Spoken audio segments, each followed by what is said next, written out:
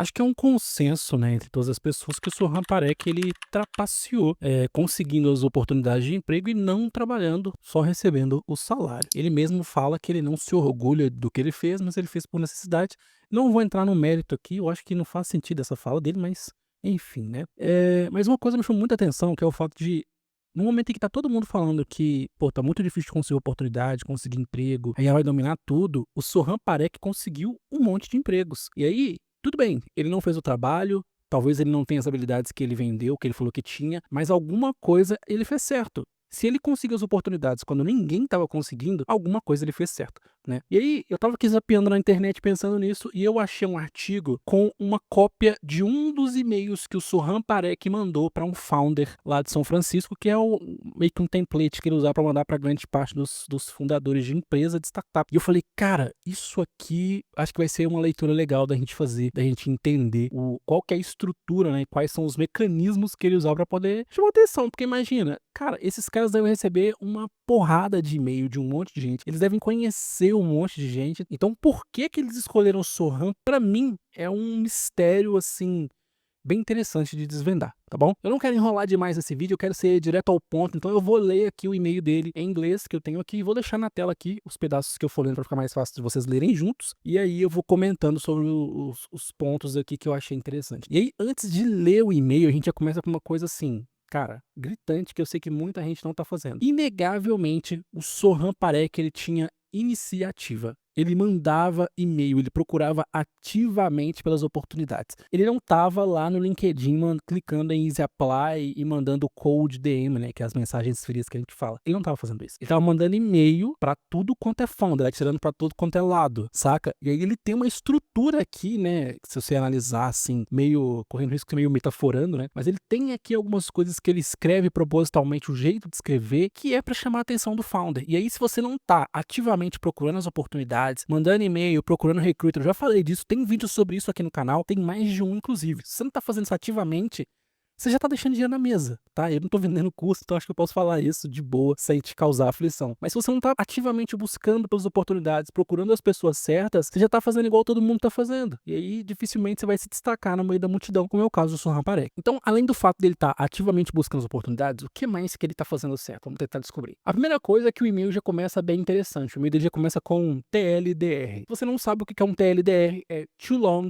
Didn't Read, ou seja, a mensagem, o texto é muito longo, provavelmente você não vai ler, então vou te dar um resumo, tá? Um sumário do que eu tô querendo falar, que é meio que um pitch, né? A pessoa vai ler esse TLDR dele aqui, se ele achar que é interessante, lê o resto do e-mail, se não, já descarta, que é o que provavelmente, né, as pessoas fazem aí, quando começam a ler e o texto não é interessante. Então vamos ler o TLDR dele, o resumo, e ele já começa muito forte, porque ele já começa assim, ó: eu amo tudo que a Icon está fazendo. A Icon aqui no caso é o nome da empresa, tá? Eu amo tudo que a Icon está fazendo. Cara, você falar pro dono de uma startup, o cara que tá sonhando que aquela ideia vai crescer, que vai estourar, que ele vai ficar milionário, bilionário, você ama o que a startup tá fazendo, já é jogo baixo, né? Já é muito forte, tá? O pessoal chama até de love bombing, né? E aí ele continua aqui, já mostrando umas questões aqui, que eu vou ler o parágrafo inteiro e vou comentar depois, tá? Eu não tenho muitos hobbies a não ser codar, a não ser programar. Eu não sou um cara atlético, eu não sou bom cantando, eu não bebo, eu não sei dançar. A única coisa que eu sou bom em fazer é construir, é buildar. E aí ele continua aqui, ó: e nesse momento, o que eu quero é fazer parte de alguma coisa de 0 para 1 ou de 1 para 100. O que ele quer dizer com isso? Lá fora tem muito a expressão zero to hero, que significa o quê? Você começou do zero até alguma coisa. O 0 para 1 que seria tipo da ideia pro MVP, por exemplo, né, para validar a ideia. Ou de 1 para 100, ou seja, você já tem um MVP, já tem uma ideia validada e você quer expandir o negócio, quer escalar, quer crescer. E aí você pensa que isso aqui já é muito forte. Essa frase dele aqui, ó: eu quero ser parte de alguma coisa de 0 para 1 ou de 1 para 100, já é muito forte. Porque tem gente que quer uma empresa já estruturada, com um PDI, com um plano de carreira, com não sei o quê. E ele não, cara. Ele falou, mano, se tiver que construir do zero, a gente constrói. Se tiver que construir, se tiver no começo, tiver validado, tiver que expandir, a gente faz também. Gente, não vamos entrar no mérito aqui se ele sabe fazer isso ou não, se ele consegue fazer isso ou não. Qual que é a parada importante pra gente aqui, pra gente prestar atenção? A narrativa, o discurso, falar o que a pessoa que te contrata contrata quer ouvir. Eu já falei isso diversas vezes, tá bom? E pra finalizar esse parágrafo, ele fala que ele só quer estar focado nesse objetivo, né? I just want to be heads down chasing the goal. Ou seja, eu quero olhar só pro meu objetivo. Pensa assim, ó, esse TLDR que já é basicamente tudo que o empresário, que a pessoa que contrata quer ouvir. Ele tá falando que, primeiro, ele ama tudo que aquela empresa faz. Todo mundo que é uma pessoa que é apaixonada por aquela empresa faz. Todo mundo que é dono da empresa. Segundo, ele fala que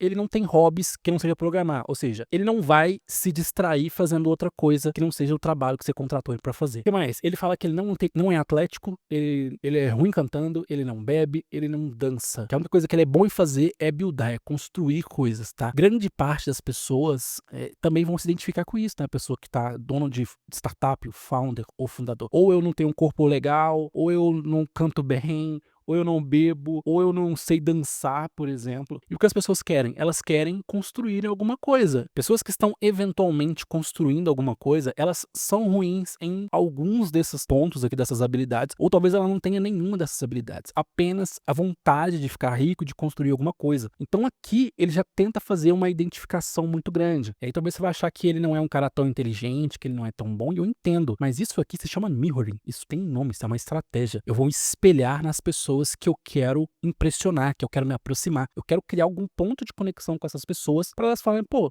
gostei desse cara, esse cara me lembra, ele parece comigo, ele me lembra o meu começo, alguma coisa assim. E, cara, isso aqui é assim, conseguir a atenção de uma galera, de um cara que tem grana e tá construindo alguma coisa, pode ser extremamente valioso pra quem quer uma oportunidade de emprego. E aí, né, por fim, né, pra completar aqui, ele fala que ele quer perseguir o objetivo, ou seja, ele é um cara focado e assim, cara, tudo que a gente quer, quem tá construindo, é uma pessoa focada, porque hoje a gente tá na era das pessoas falarem que não conseguem prestar atenção, que não conseguem fazer, que não conseguem focar, que eu não consigo ficar 6 horas, 8 horas, 10 horas programando, enfim. E a pessoa que tá empreendendo, ela não quer isso não, ela quer o contrário, ela quer alguém barra pesada, alguém cabuloso, que faça o trabalho, tá? Que faça valer a grana, né? Então esse aqui já é o TLDR, já é o resumo dele. E sinceramente, se eu sou dono de uma empresa, e se o cara manda um e-mail pra mim, né? Tudo bem que agora a gente vai ter esse case do Sohan, né? Mas se o cara manda esse e-mail falando que o cara ama o que eu faço, o que a empresa faz, eu me identifico com algumas características que ele fala que tem, mano, é muito certo que eu pelo menos mais quero trocar uma ideia, tá ligado? E aí, beleza, né? A pessoa saiu do TLDR, saiu do pitch aqui, aí vamos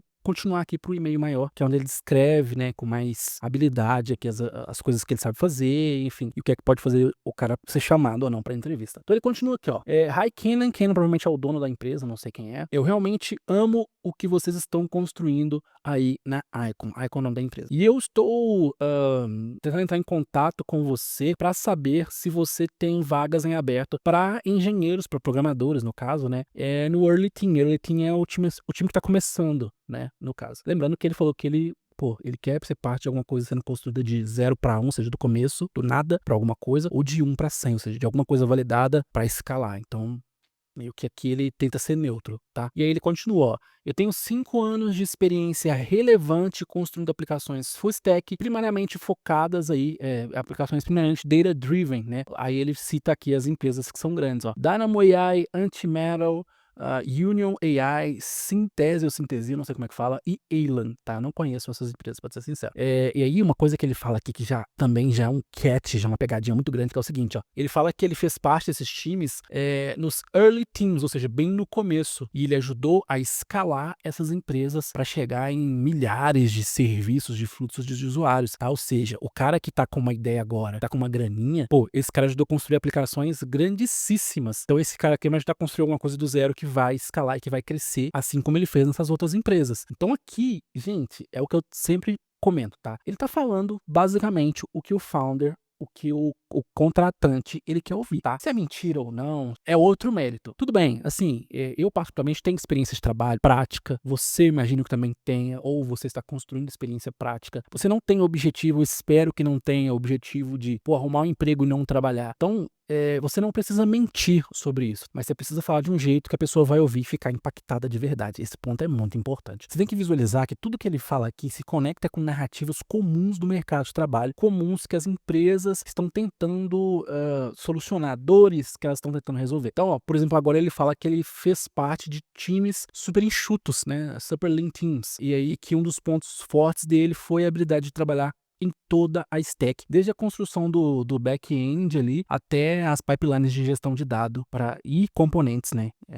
React, por exemplo, né? E aí, olha pra você ver, ele basicamente nesse parágrafo ele fala assim, ó, eu trabalhei em time pequeno, time enxuto, ou seja, você não vai gastar muito, e uma das minhas melhores habilidades foi trabalhar como full stack, ou seja, eu trabalhei no back-end, trabalhei no banco de dados, eu arquitetei a aplicação, fiz aí a gestão de grandes volumes de dados, todo mundo quer que a empresa seja grande, grandiosa, que processe grandes quantidades de informação, isso aqui salta aos olhos. Inclusive, Production Grade Front-End Components in React, ou seja, componentes de React de produção do mundo real. Ele basicamente falou assim, ó, eu sou um full stack, você vai ter um monte de pessoas, um monte de trabalhos que eu consigo fazer pagando um salário só. Cara, isso aqui é o que o dono de empresa, ele quer ouvir, basicamente. Tá bom? Mais uma vez. Como parte disso, eu construí vários sistemas end-to-end, ou seja, de ponta a ponta, que envolvem várias camadas de intersecção de interface do usuário, ou seja, Next.js, back-end, aí ele já tacou as tecnologias do hype aqui, né? Python, Node e Go. E aí falou também que usou GraphQL e gRPC, tá? Os protocolos aqui de comunicação, bem como a parte de infraestrutura. Inclusive, na parte de infraestrutura aqui, ele cita aqui a AWS Google Cloud Platform, distribuída sobre o Kubernetes. Você tem um pouquinho de conhecimento, você sabe que se o cara usou Kubernetes do jeito certo, ele provavelmente usou para coisas de fato necessárias e, vamos dizer assim, né, grandiosas, para construir aplicações e fluxos de aplicação complexa. AD Visualizations, eu não sei o que é DAD, para ser sincero. E aí ele falou também que ele ajudou a construir componentes de drag and drop no Canvas para Union, que é uma empresa. Além de ter arquitetado a plataforma inteira da Ela Studio e da Synthesia. Ou seja, o cara tá falando aqui assim, ó, mano, você vai me contratar e eu sou cabuloso, eu entrego tudo, eu sei tudo. Cara, mais uma vez, você não precisa mentir, mas você tem que falar de um jeito que o cara quer ouvir. Pô, você tem a experiência full stack, você tem um domínio ali do Google Cloud Platform, ou da AWS, ou dos dois, ou do Azure, por exemplo, você tem que citar isso. Você tem habilidade, igual ele falou, ó, aqui ele veio nas habilidades, né, as tecnologias que são hype. Cara, Next.js é o hype, Python, Node ou Go é o hype também, tá ligado? GraphQL, matador de REST é o hype, gRPC é o hype, então assim, cara, ele vem aqui entregando, pelo menos em palavras, né, tudo que a pessoa que contrata quer ouvir, tá? Ou quer ler, no caso. E ele termina falando aqui que ele gostaria muito de fazer parte do Early Team, ou seja, do time no começo aí da Icon, para ajudar a definir tanto o trabalho e a cultura, ou seja, ele quer fazer parte mesmo, ele quer ser alguém que contribui, que colaborou para a Icon crescer. E ele completa aqui procurando uma forma de avançar, looking for a way to advance. Então assim, cara, sinceramente, eu não sei o que você pode tirar de experiência disso aqui, de base, para te ajudar, assim, mas, cara, tem algumas coisas aqui que são bem marcantes, assim, que eu acho que pode te ajudar a contar melhor a sua história. Inclusive, em alguns artigos e tweets que eu li, o pessoal enumerou algumas habilidades dele baseado nesse e-mail aqui, né? Primeiro é a parte do Love Bomb, né? Que não é necessariamente uma habilidade boa, mas basicamente, ó, ele chegar falando que ama, que adora, que é apaixonado, que é aficionado pelo que a empresa faz, pelo que ela tá fazendo. Isso demonstra que, mesmo que o cara não tenha todo o conhecimento do que eu quero construir, pô, esse cara aqui com certeza ele vai estar em tudo que eu precisar, tá ligado? Vai ser pau pra toda a obra. Ele usou aí a carta da vulnerabilidade, né? Eu não tenho hobbies além de programar, não sou atlético, eu canto mal, não bebo, não sei dançar, ou seja, pô, tenha dó de mim, cara. A única coisa que eu sei fazer é isso, me ajuda a fazer o que eu quero fazer. Uma coisa que eu achei bem interessante foi ele falar assim nas entrelinhas que ele é um cara muito focado, que ele tá focado no objetivo, né? Construir coisas é uma coisa que eu realmente sou bom e eu quero focar nisso, tá bom? E outra coisa que o pessoal chama de Startup Passion Punch, ele falar o seguinte, né? Eu quero fazer parte de algo que vai de 0 a 1 ou do 1 ao 100. Cara, todo mundo na tecnologia ou tem uma ideia e tem uma graninha que quer investir para começar, para validar, ou já começou e quer que aquele negócio vá para frente. Então, assim, ele meio que jogou um coringa, um wildcard aqui. Usou a questão da credibilidade, né? Ele falou das empresas que ele trabalhou, inclusive, né? Falando que ele estava lá quando a empresa começou e que a empresa meio que só é o que ela é hoje porque ele estava lá e ajudou e arquitetou, o que é importante. Então, se você teve essa oportunidade, tem que falar dela. E por último, e não menos importante, né? A forma com que ele mostra as habilidades técnicas que ele tem para construir as coisas, tipo, o resultado que elas levaram para as empresas que contrataram ele. Ou seja, quando você contrata esse cara, você não está contratando um programador ou só um programador Go ou Node, você está contratando um pacote, um cara super versátil que vai fazer tudo e que, tipo assim, esse cara vai ser o cara que você quer para trabalhar na sua empresa, para fazer ela crescer, tá ligado? Então, assim, cara, sinceramente, como eu comentei, né, eu não sei quais ensinamentos ou quais coisas boas você consegue tirar desse e-mail aqui, mas eu acho que fica aqui de lição pra gente, né? A gente tem que aprender a se vender. cara. A gente tem que aprender a falar bem das nossas habilidades, das coisas que a gente sabe fazer, porque assim, a gente tem experiência, a gente sabe fazer, e a gente não sabe falar. Esse maluco talvez nem tenha a habilidade e a experiência que ele fala que tem, mas ele sabe falar o que ele não sabe fazer, tá ligado? Em tese o que ele sabe. Então eu acho que a gente tem que começar por aí. E é isso, o vídeo de hoje é isso. Espero que vocês tenham gostado e até a próxima. Tamo junto.